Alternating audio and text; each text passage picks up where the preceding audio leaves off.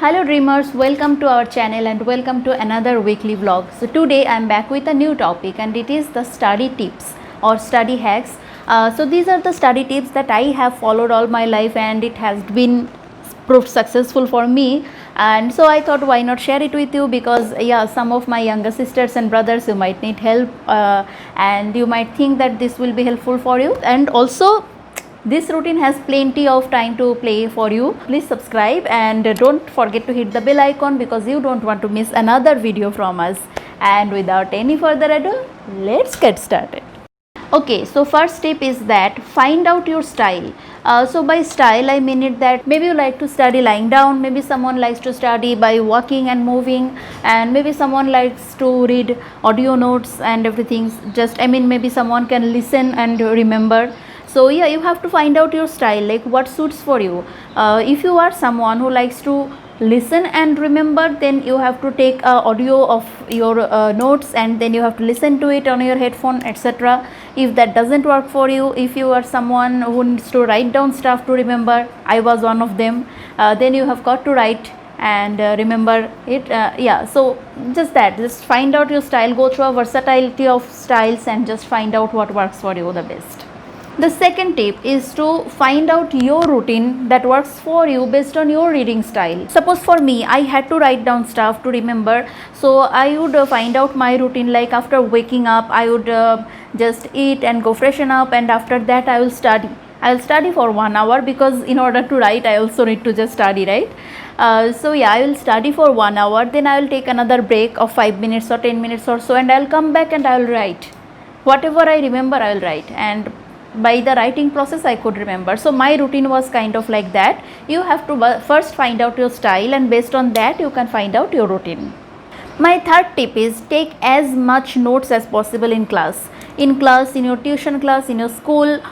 Whenever the teacher is saying something, just take the notes and take as many of them you can, and then come back home, find out 1 hour of time and go through the notes that you have taken in your class or in your tuition, and just make a final copy of that. As per my style, I am talking based on that. So whenever I was taking a note, I would just write down a point, because teachers would dictate, right? They would just say about some topic and I could just get some time to write down the point and remember the rest of it. As soon as I came back from school, my first thing was to just freshen up and go out and play and whatever you want to do, and after that sit down, go through that notes, go through those points, and then write down in your final copy.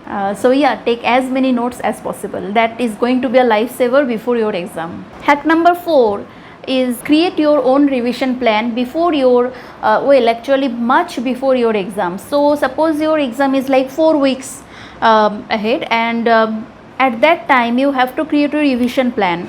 So many people ask me that what if I am not done reading the syllabus. What I would do is that whenever I first got my syllabus, I would just go through all the chapters and everything just once, not through the exercises and stuff, but through the main theoretical stuff. I would just go through them once. So before 1 month of my exam, I at least knew that I have read it once. I had that confidence in my mind and I could start my revision. Before it is just 1 month, I would create my revision plan. Another extra thing is that I would take up that study guide to my teachers and I would say that, do you think if there is any need for anything else in that study plan? Like, do you think that I need to add any more chapters or any more questions? So that is a trick, your teacher would like that, first of all, that you are coming to him or her for help, and second of all, if you have missed something, he would definitely point it out to you that I think this one is also important, please include this. So you'll for sure know that this one is actually important because that teacher suggested it to you even if you have made your list. So that's one trick you can follow.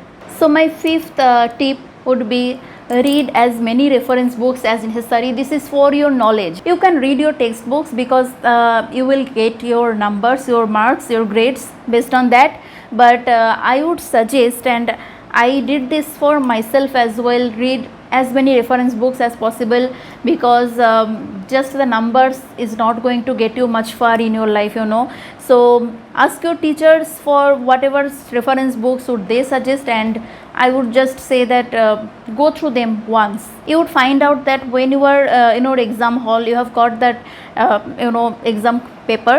You will find out that whenever you are writing something, you are not just writing based on those textbooks. You have your knowledge from those reference books, and you are going to use them in your exam paper, you know, and that is going to give you even more marks.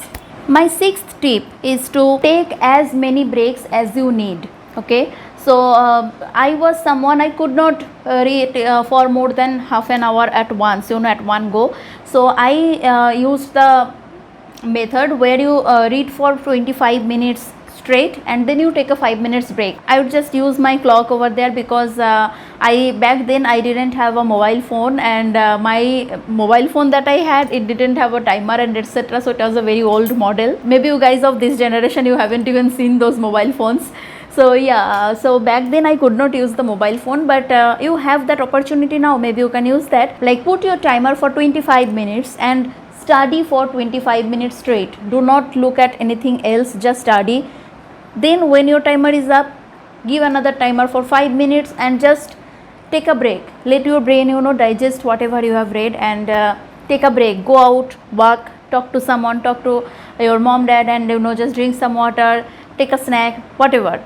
Just 5 minutes though, and then come back. So that is another tip that worked for me. Again, you have to find out your style. My seventh tip, it kind of contradicts the one I just said, but I am entirely sure this one is helpful, is that switch off your mobile phone. Just stay away from your mobile phone, your TV, your computer, your Kindles, your storybooks, whatever might distract you, you know, your drawing papers, drawing sheets, whatever can distract you, stay away from those. Yeah, also read at some place where you have plenty of light, plenty of natural light and natural air, you know, that is really helpful. So do that. You are going to see some difference in your study pattern, I am ensuring you. My eighth tip would be just take your snacks and water bottle and etc. with you whenever you are studying, so that you don't have that urge or that distraction in mind that, oh, I need water, I need to get up and I need to drink some water and etc. So just bring your water bottle, bring your snacks, whatever you need, whatever you might need, bring an apple or whatever, and just keep that. If you need a snack, you know that you have it here, you don't have to go up and, you know, just bring that snack, and you don't have to distract yourself like that. So my last tip, which is the ninth tip, and many people might not agree with me, but I have followed it, is that you have to warm up your brain before your exam. By warm up your brain, I mean that suppose you have your exam in 3 hours or so, and you have just woken up, and the first thing you are doing is you are going to your exam. So whenever you are getting that exam paper, your brain will be still sleepy, you are not going to find that energy, and you might find that, yeah, I need time to remember because I don't know, I mean, I just woke up, and you will get that lethargic feeling. So what I would do is that before 1 hour of my exam, I would not read anything, obviously, because I would give my brain some time.